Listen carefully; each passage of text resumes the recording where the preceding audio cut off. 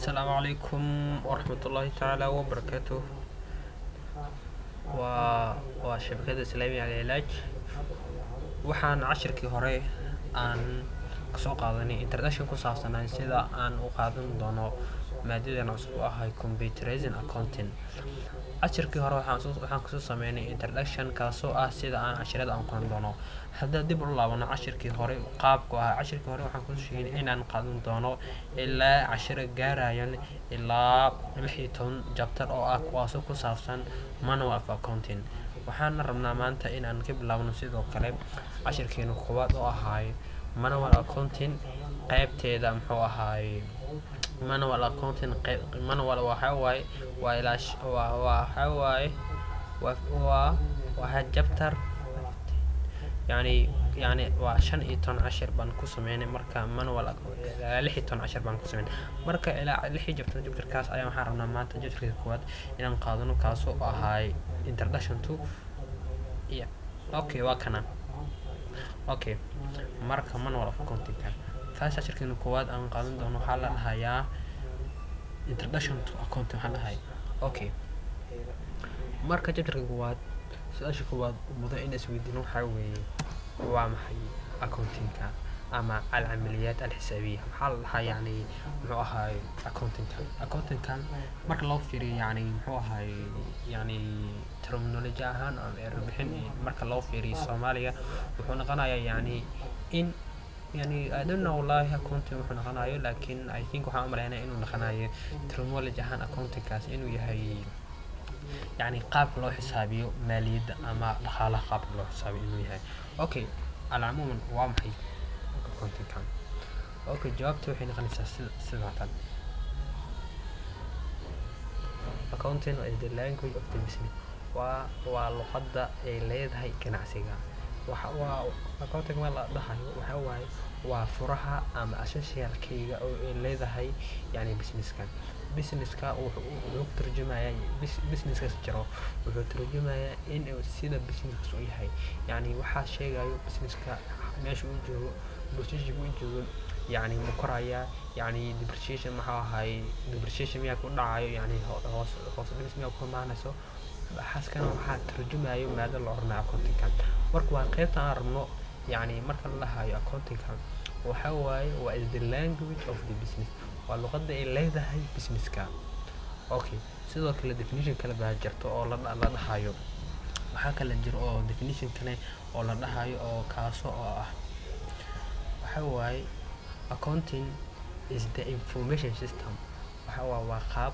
yani warbixineed yani qaab warbixineed kaas waxay u tahay marka loo fiirinayo businesska waxay u tahay yani marka qaab systemeed yani systemka la waxa waa system waxyaawan wada shaqeeyo marka systemka la oranayo marka la hadla systemka waa system waxyaawan badan isku xiran oo yani oo isku xiran ilaa afar waxyaawan gaaray kaasoo qabanayo muxuu ahay hal function ama hal shaqo qabanayo marka sidoo kale accounting waxa la lahay waa information system waxa waaye waa qaab warbixineed that measurement kaasoo lagu cabirayo process and communicate kaasoo lagu xiriirayo iyo process uu si marsinayo communication lagu sameynayo business ka jiro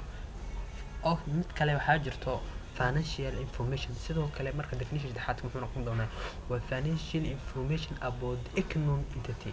waxa waaye waa financial information waa warbixin maaliyadeed kaasoo ku saabsan economic entity xaaladaha ee maraysa economic marka definition koowaad wuxuu ahay inuu accountant uu yahay maada yani waa luqadda ee leedahay businesska waa luqadda kaasoo lagu isticmaalo ama yani communication la hadlayo marka luqadda waxa waaye waxa communication yani waa in lagu wada xiriirka ee leedahay businesska waa hadalka uu leeyahay businesska si kale loo dhigay yani businesska qaabka dadka businesska markii businesska ay jiro sida ay xiriir ku sameeyaan businesska sidoo kale accounting sidoo kale waxa la dhahayaa waa information system waa yani warbixino information system isku tay warbixin gudbinayo that motion taasoo cabiraysa processing and communication ka u dhaxeeya ama process ka u dhaxeeya businesska. Sidoo kale marka la lahay financial, sidoo kale marka la waa financial information marka la tacriifka lagu bixinayo muxuu ahaayay financial accounting wuxuu noqonayaa financial information about the economic entity. wuxuu noqonayaa waa warbixin dhaqaaleed kaas oo ku saabsan economic entity. Okay, su'aasha labaad ee rabno inaan ku jawaabno waxay noqon doontaa yani hadda waxaan soo fahanay waxa ay tahay waa maxay purpose-ka ee leedahay accounting. hadda waxaan ku soo hadalnay waa maxay accounting waxaan soo dhahnay waa luqadda ay leedahay, waa luqadda xiriirka ku samaysa businesska, waa luqadda socodsiiso in ay business-kan socoto. sidoo kale waxaan kala heshay tacriifo kale oo ahay in financial information yani inay tahay financial information about the economic entity waxay tahay warbixin maaliyadeed kaasoo ku saabsan economic entity. Okay, waa maxay accounting marka yani markaan ku soo hadalnay wax walba wixii ujeedada leeyahay marka waxaan rabnaa marka ujeedada ay leedahay wuxuu ahay purpose lagu leeyahay waa maxay accounting maaliyadda xisaabeed leeyahay waa is to provide information about financial health of the business. yani ujeedada lagu leeyahay accounting waxa waa to provide inay siiso information warbixin about financial health of the business يعني caafimaad qabka ay leedahay businesskaas. يعني waxay siinaysaa to provide information about the financial health of the business caafimaad qabka uu leeyahay businesska. يعني marka la hadlo caafimaad qabka ma ahan inuu jiran yahay yani jirada marka la hadlayo waxa waaye yani marka la hadlayo yani informationka healthy of businesska waxaa lagu jeedaa yani inuu businesskaaga uu soo kordhinayo inuu leeyahay yani inuu soo saarayo inuu soo saarayo profit oo less. yani financial health ma lahayo ma ahan lagama jeeday inuu jiriyo inuu fiican laakiin waxaa lagu jeedaa in businesskan jiro inuu soo saarayo waxa la dhahayo profit kaasoo oo ah taasoo measurement cabirtaan oo ah yani accounting businesska kaasoo cabirka la saaro oo miisaanka la saarayo wuxuu yahay accounting waa maadada oo miisaanka la saarayo. tusaale wax walba waxa jirta miisaan la saaro miisaanka waxaa la saaraa wax maada la dhahayo waxaa lagu saaraa muxuu ahaayay maada la dhahayo accounting. okay sidoo kale businesska of the businesska yani wuxuu fiirinayaa businesska. sidoo kale wuxuu fiirinayaa current operation yani operationada shaqada la qabanayo yani current operationada la qabanayo of financial conditions xaaladaha ay joogto muxuu ahaayay maaliyadda of the business to individual agents organization like owners and managers and workers. يعني marka profit wuxuu yahay waa inuu siiyo muxuu ahaay condition xaaladda uu marayo businesskaas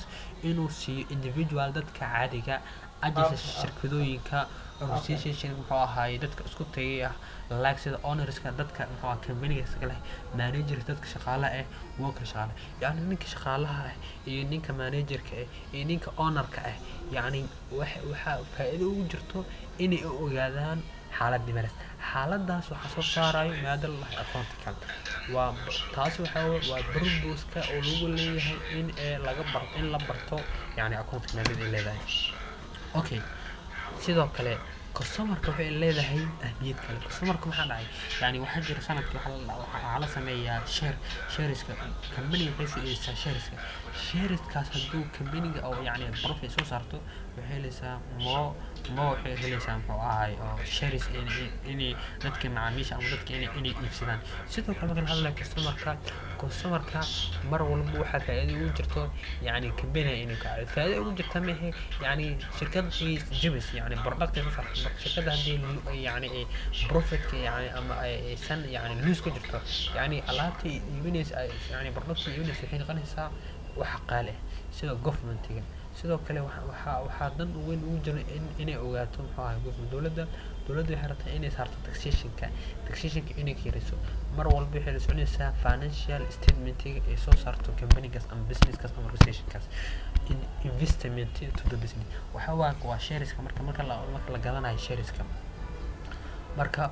la gadanayo shareska marka la gadanayo waxay fiirinayaan waxa la dhahayo income statement ay soo saaraan sanadkii or balance sheet kooda ay soo saaraan baa loo eegaya in ay yani muxuu ahaay ay company-gaas ay soo saartay yani inay soo saartay wax la dhahayo Allah ta'ala tasifo profit inay soo saartay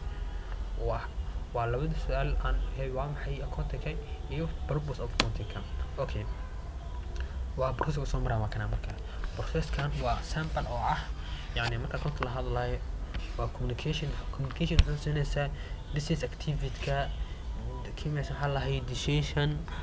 markets yani waxa xiriirkaas oo sameeynaya waxa kan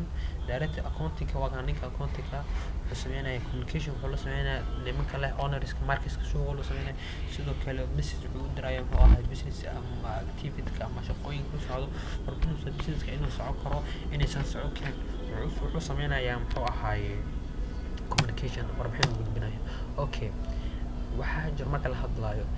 marka waxaan soo hadlay in yani ay qosayso yani waxa la dhahayo waa business inuu accounting uu sameeyo waxa la business ka marka waxa la business ka meeqa uu leeyahay marka la hadlayo business ka wuxuu leeyahay ilaa 3 nooc waa mid koowaad waxa la dhahaa single partnership